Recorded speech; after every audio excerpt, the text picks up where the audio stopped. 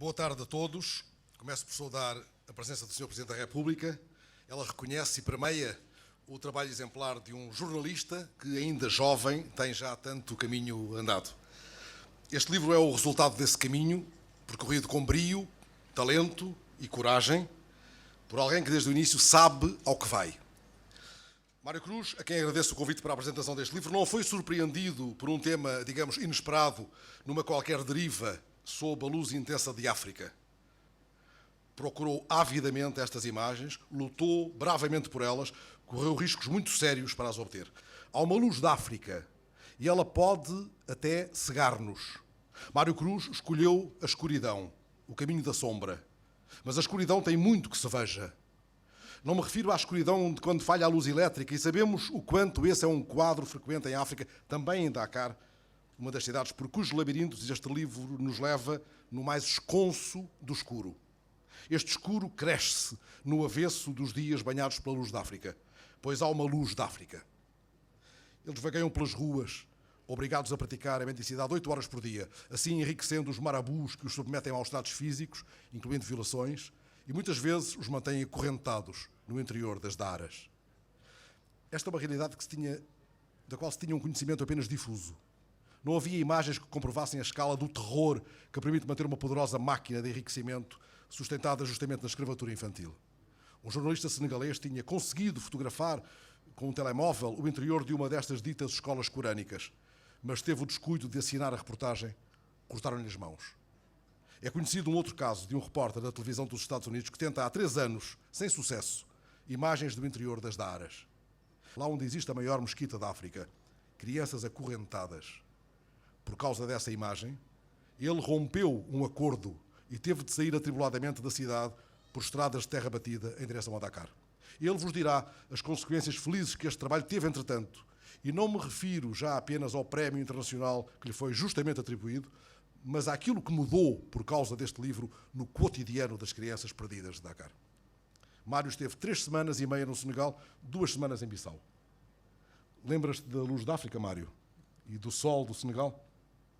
Antes de abrir este livro com o cuidado de quem entra na escuridão de uma casa cheia de perigos, quero falar do sol do Senegal. Eu não estive senão 1 hora, talvez um pouco mais, em Dakar, confinado ao interior de um avião em escala breve para outra cidade africana.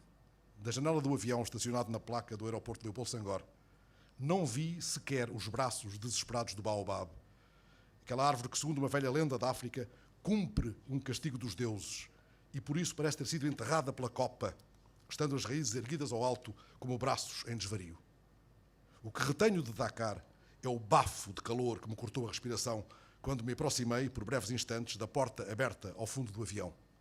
Mas agora que revivo esses instantes, lembro-me de uma história lida há tempos sobre uma fotógrafa chamada Beth Moon, que viaja por África, registando as imagens das árvores mais antigas do mundo à luz do céu estrelado.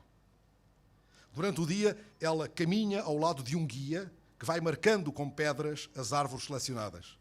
À noite regressam ambos e ela fotografa finalmente as árvores, muitas vezes baobabs. Usa apenas a iluminação do céu estrelado. Imagino-a a fotografar a árvore dos braços desesperadamente erguidos ao céu, naquela noite, naquela precisa noite, em que Mário Cruz fotografou o rapaz com correntes nos tornozelos.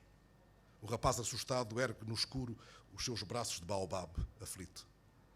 Beth e Mário mostram-nos o tanto que se pode ver na escuridão. O tanto que se pode ver neste livro, agora. Foi isso que espantou os participantes no maior encontro de fotojornalismo do mundo, o Visa pour l'Image, em Perpignan. Foi esse tanto que interessou a Newsweek, dando a estas imagens uma montra decisiva em vésperas da atribuição do World Press Photo. Já um outro trabalho de 2014, a que Mário chamou Teto, e para o qual reuniu imagens da pobreza que a sociedade portuguesa desconhece, foram acolhidas pelo New York Times. Também nesse trabalho, Mário Cruz fez valer a norma segundo a qual o jornalismo que interessa é o intencional, aquele que tem uma finalidade e visa produzir algum tipo de mudança. Também nesse caso, ele saltou muros e descobriu a Lisboa escondida, os lugares ocultos, ocupados pelos que perderam um teto, os sem-abrigo que não vivem na rua, os que se perdem da luz de Lisboa. Entremos, pois, na casa de sombras que este livro é, nas páginas que se abrem num jogo de tabiques, de biombos, de labirintos, de que não sabemos encontrar a saída. Há, aliás, uma sequência avassaladora no meio deste livro.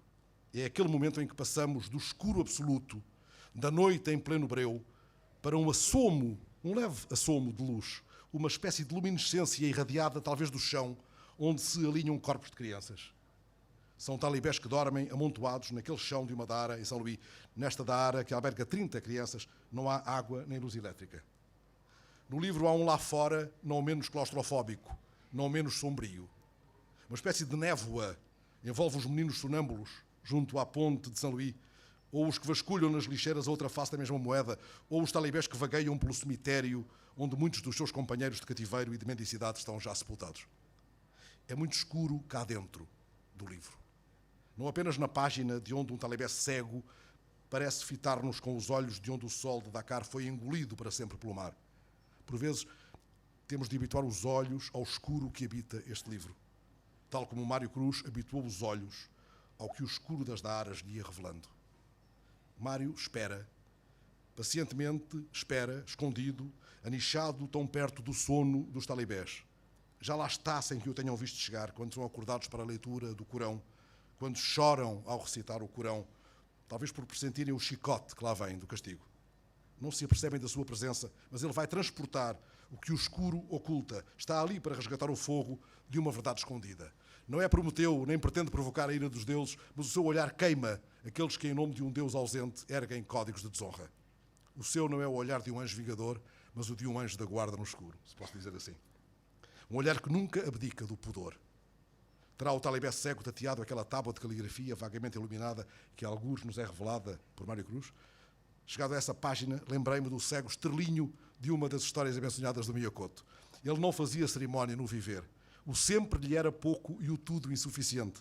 Ele dizia, tenho de viver já, se não esqueço-me. Assim estas crianças acorrentadas ao escuro, pousará sobre elas algum dia a luz da África? Fechadas no país que foi presidido por um poeta, chegarão a ler algum dia os versos de um antigo poema sobre o sol do Senegal, justamente sobre o sol do Senegal, escrito nos anos 70 por João Cabral de Melo Neto, que foi embaixador do Brasil em Dakar. Diz assim o poema, que é curto. Sem molas. Diz assim o poema, que é curto, e agora volta atrás às duas linhas que saltei. Para quem no Recife se fez à beira-mar, o mar é aquilo de onde se vê o sol saltar. Daqui se vê o sol não nascer, se enterrar. Sem molas, alegria, quase murcho, lunar, um sol nonagenário no fim da circular, abúlico, incapaz de um limpo suicidar. Aqui deixa-se manso corroer, naufragar, não salta como nasce, se desmancha no mar. Ora, foram necessárias mais de 3 décadas para que a família do poeta, João Cabral de Melo Neto, divulgasse, entretanto, os curtos versos, ainda mais curtos que este, quase legendas, que ele fez para as fotografias da neta Dandara, recebidas precisamente quando estava em Dakar. Para matar as saudades da neta, que tinha 2 anos nesse tempo, ele fazia um poema por cada foto que chegava do Brasil. Um desses curtíssimos poemas diz simplesmente: Dandara, de corpo inteiro, com teus olhinhos metade, mostras que sabes o que é e pode ser humanidade. Não pela circunstância de Dandara até fazer rima com Daara, mas isso seria perverso. Mas porque este livro sobre as crianças escravas afrontou o medo do escuro, antevejo as imagens poema que Mário Cruz há de enviar de um outro qualquer lugar longe do mundo para um filho que lhe venha. Elas serão banhadas por uma luz suave e amável. É a luz que irrompe deste escuro visitado por Mário Cruz. Assim, se habituarmos os olhos ao escuro deste livro, seremos tocados por essa luz. Ele resgatou-a usando a máquina que tem também uma história. Mário a revelará porque essa história ajuda a perceber a dimensão ética do seu trabalho. Ele nos dirá ainda as consequências que teve lá no Senegal a divulgação destas imagens. Por mim, acrescentarei apenas que, se fosse seu editor, lhe diria cada manhã: Mário, faz-te ao mundo, vai com a tua máquina por onde te aprouver. Por onde quer que ele fosse, por onde quer que ele vá. Creio que poderemos dizer a seu respeito o que Otávio Paz escreveu sobre o grande fotógrafo Álvares Bravo. O olho pensa, o pensamento vê, o olhar toca, as palavras ardem. Muito obrigado.